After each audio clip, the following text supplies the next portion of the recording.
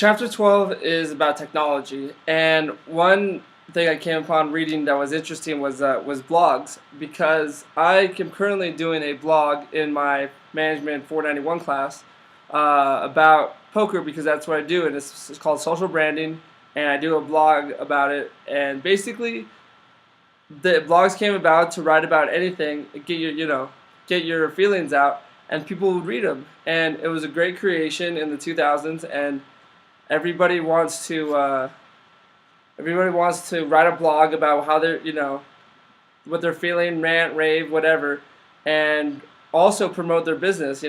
People use it for marketing firms to promote their product or de-promote other competitors' products.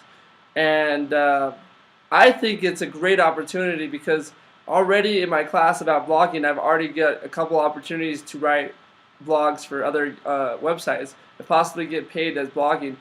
So it's a good way to social network and get your name out there.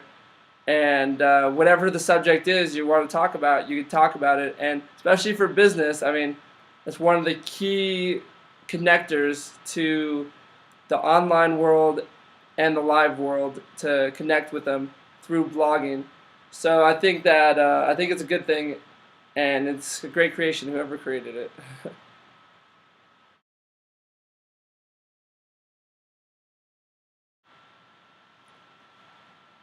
Chapter 15.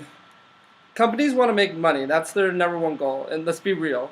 Profits are their main concern, and a lot of companies, if they were allowed to do it, of course it's illegal in the United States, is deceptive advertising. The Federal Trade Commission is in charge of enforcing laws prohibiting deceptive advertising. And basically, if you could tell that your product does a certain thing, your product cures something, or your product is gonna guaranteed make money or something like that, and it's not true, or it's slightly they misconstrue the truth a little bit. That's deceptive advertising, and a lot of companies, even in America, still do it. I think they find loopholes in the laws to get away with the wording of it, but obviously, in many salesmen especially try to use deceptive advertising to get people to buy their product, and they don't care. They don't care about the feelings of the people or how the product's really going to work. They just want that sale. And I was reading a passage in the text, and it was saying that Airborne had to pay $30 million to consumers and attorney fees, because they deceivably wrote on their advertising that their product is a dietary supplement that gets rid of germs and colds, or protects against colds and germs when you're on an airplane or a crowded space. And I guess it was found that it wasn't true, and they were doing deceptive advertising. And the funny thing about that is because last week I wasn't feeling so well, and I took Airborne, and basically it just tasted like it's flavored water. Every time I've taken it, I've never had anything good happen to me. I stayed sick, or I got sick. I took Airborne on a plane, and I ended up getting sick one time. So I kind of want my money back for that too. I feel like I should get my money back from Airborne. I mean, I haven't spent maybe $20 in my life on it, but it's $20. That could buy me a dinner somewhere.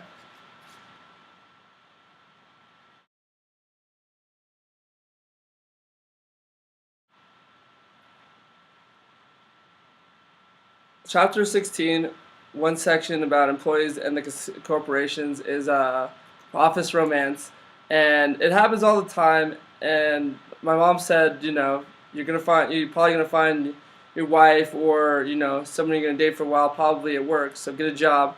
But it's really common, and it used to be banned, but now employers try to manage it. One thing they do is that if there is a manager who is in a romance with an employee, then they don't report directly to their manager, because they're in a relationship, and this is to protect them from getting sued, or sexual harassment if something doesn't work out in the relationship. And I think it's important because I think that, you know, as how much work is supposed to be, getting your job done. It's supposed to be fun. I mean, most people spend 40 hours a week, which is most of their time a week at work, and a lot of people want romance in their lives, and I feel like if you should be able to have romance in the office or in the workplace.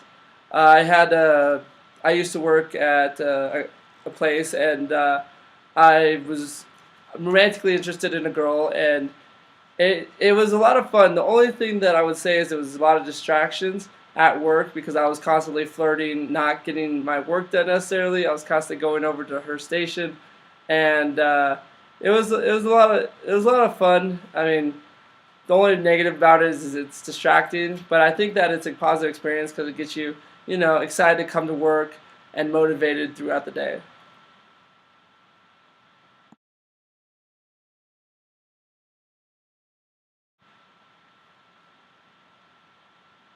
Chapter 18 is about the community and the corporations, and a lot of it talks about how the corporations give back and how they work with the community to strive to better the community. And I think that every country or every corporation has a section on their balance sheet or whatever that talks about goodwill and or talks about corporate citizenship. And I'm sure that every company, when they first start, they write in how much percentage of their company they want to give. Do they want to give to charity? Do they want to give a certain number per quarter or year? And I think that that's awesome. And the book was saying that a lot of philanthropy events happen in the billions of dollars throughout all the corporations.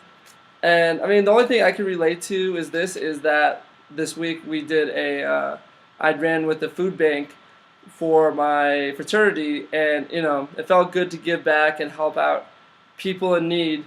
And as an organization, it's nice to work with not individually, but with an organization because you're like a team, and the team giving back is feels a lot better than just individual giving back because there's others that are with you that want to give back at the same time.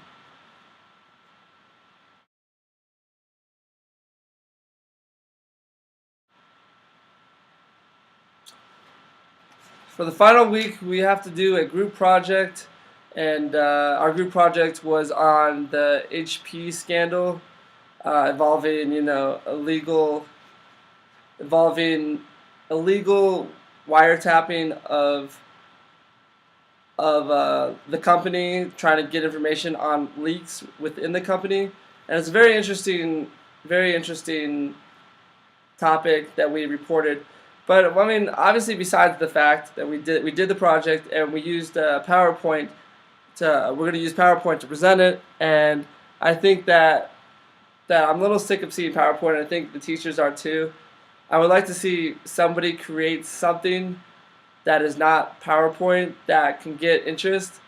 I just don't understand how like businesses when they present ideas and stuff like that they put the big projection on the board and like in the boardroom, and they give out a 30-minute speech about the product, and it's all like this boring white background and it just talks forever, and I would just be bored out of my mind if I was watching a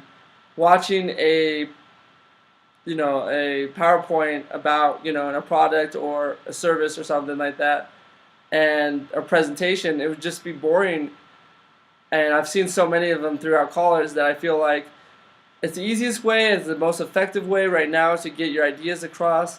But I feel like there should be something invented that isn't just a PowerPoint. Possibly, I like watching entertaining movies that have to do with what you're trying to sell and stuff. And I'm more of a comedical guy, but obviously it has to be professional in the business place. But hopefully someday somebody can invent something that isn't PowerPoint because it's been overused, and I'm excited to graduate so that maybe I won't have to use it very much longer.